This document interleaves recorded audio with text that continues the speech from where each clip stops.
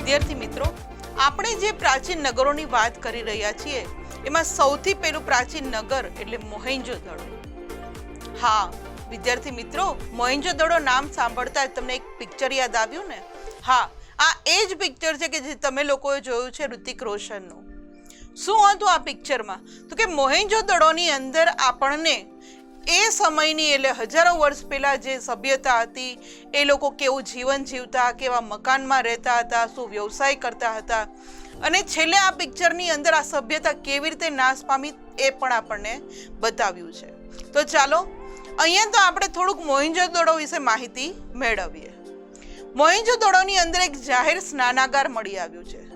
જાહેર સ્નાનાગાર એટલે અત્યારે આપણે જેને સ્વિમિંગ પુલ કહીએ છીએ વિદ્યાર્થી મિત્રો, એવું સ્નાનાગાર આજથી હજારો વર્ષો પહેલા આ સભ્યતાના લોકો પણ વાપરતા હતા.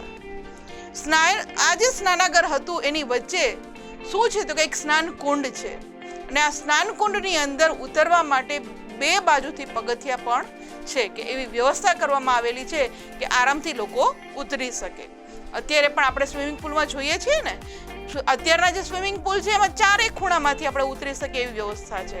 જ્યારે એ જમાનામાં એટલે કે મોહેન્જો-દડોની જે સભ્યતા હતી એ વખતે લોકો બે બાજુથી ઉતરી શકે એવી વ્યવસ્થા હતી. આ સ્નાન કુંડની ફરતે વસ્ત્રો બદલવા માટે ઓરડીઓ હોય છે.